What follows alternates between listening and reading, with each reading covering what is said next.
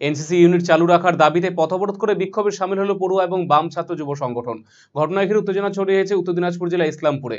জানা গেছে, দীর্ঘদিন থেকে 8 মাস যাবৎ স্কুলে এনসিসি ইউনিটের কোনো ক্লাস হচ্ছে না। এজন্য নেই কোনো শিক্ষক বা আধিকারিক। ফলে শিক্ষকের অভাবে বন্ধের মুখে এনসিসি ইউনিট। এ নিয়ে বহুবার স্কুল কর্তৃপক্ষকে জানানো হলেও কোনো সুরাহা হয়নি বলে অভিযোগ। ফলে ঘটনায় ঘিরে এনসিসি বিভাগটি বন্ধের আশঙ্কা করছেন পড়ুয়ারা। অন্যদিকে স্কুলে পঠন পাঠনের মানোন্নয়ন, এনসিসি ইউনিট চালু সহ নানান দাবিতে স্কুলে ডেপুটেশন দিতে আসে বাম ছাত্র যুব সংগঠন এসএফআই এর শহর লোকাল কমিটির নেতৃত্ব, কিন্তু তাদেরকে ভেতরে প্রবেশ করতে বাধা দেওয়া হয় বলে অভিযোগ। পাশাপাশি বিদ্যালয়ের প্রধান শিক্ষক তাদের সঙ্গে দেখা করতে চাননি। এরপরই ছাত্রদের সঙ্গে পথ অবরোধে শামিল হয় সংগঠন সদস্যরা। এমনকি স্কুলে পঠন পাঠন ও গাফিলতির অভিযোগ আনানো হয়েছে। এছাড়া অন্যান্য নানা ক্ষেত্রে স্কুল কর্তৃপক্ষের বিরুদ্ধে গাফিলতির অভিযোগ এনেছে সংগঠন নেতৃত্ব।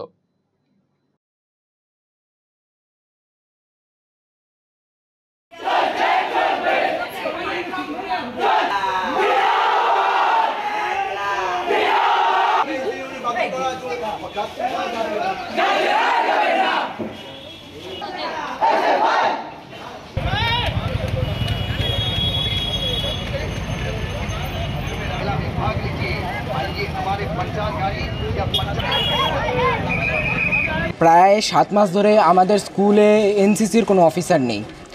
হেডমাস্টার আমাদের ভক্ত স্যার রিটায়ার হওয়ার পর যাকে সিটিও করেছিলেন, তার ডিসেম্বরের 17 কি 16 তারিখে ক্যাম্প ছিল।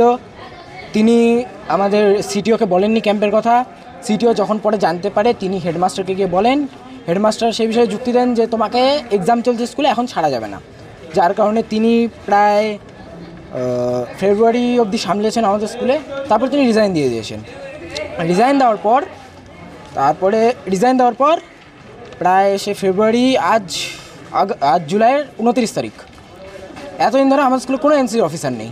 সেই কারণে এদের এনসিসির এ সার্টিফিকেটের যে ক্লাস হয়, সে ক্লাস হচ্ছে না। যার কারণে এরা এক্সাম যে দিতে যাবে, সেটা কি এক্সামে গিয়ে কী লিখে আসবে এরা। আমাদের দাবি হচ্ছে হেডমাস্টার কোনো একটি স্কুলের কোনো একটি টিচারকে এনসিসির অফিসার করার জন্য ব্যাটালিয়নে পাঠান। এটাই আমাদের দাবি। ব্যাটালিয়নে পাঠাচ্ছে না, কাউকে পাঠাচ্ছে না। তিনি যুক্তি দিচ্ছেন যে কোনো টিচার যাওয়ার জন্য রাজি হচ্ছে না, এটা তার যুক্তি।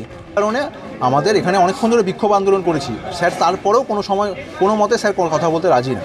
তারপর ছাত্রদের রাগে তারা রোড অবরোধ করতে বাধ্য হয়েছে, তাই আজকে রোড অবরোধ হচ্ছে। আমাদের একটাই দাবি, ইসলামপুর হাই স্কুলে এনসিসি ইউনিট, এটা 45 বছরের ঐতিহাসিক একটা জিনিস, সেটা বন্ধ হয়ে যাচ্ছে এবং স্কুলের পরিকাঠামো এটাও খুব ভয়ানক পরিস্থিতিতে আছে। আমাদের তো 3টে দাবি নিয়ে আমরা আজকে এসেছি মূলত, যে এনসিসিকে চালু রাখতে হবে, পরিকাঠামোর উন্নয়ন করতে হবে ইসলামপুর, এবং পর্যাপ্ত টিচারের ব্যবস্থা সেটা যেন হয়। ছাত্রদের পড়াশোনার যে ক্ষতি সেটাও যেন হয়, সেটাও যেন দেখার চেষ্টা সেট করে। পঠন উঠে গেছে, আমরা দেখতে পাচ্ছি যে আমরা সকাল 11টা থেকে দেখে যাচ্ছি 5-6 ছাত্ররা রাস্তায় বাইরে বসে গাছতলায় বসে আড্ডা মারছিল। আমরা নিজের চোখে দেখা, আমরা কোনো ক্লাস হচ্ছে না। 11টা থেকে দেখছি, আমরা 11 থেকে এখানে আছি আন্দোলনে। 11টা থেকে আমরা দেখছি বাইরে 5-6 ছাত্ররা বাইরে বসে আছে।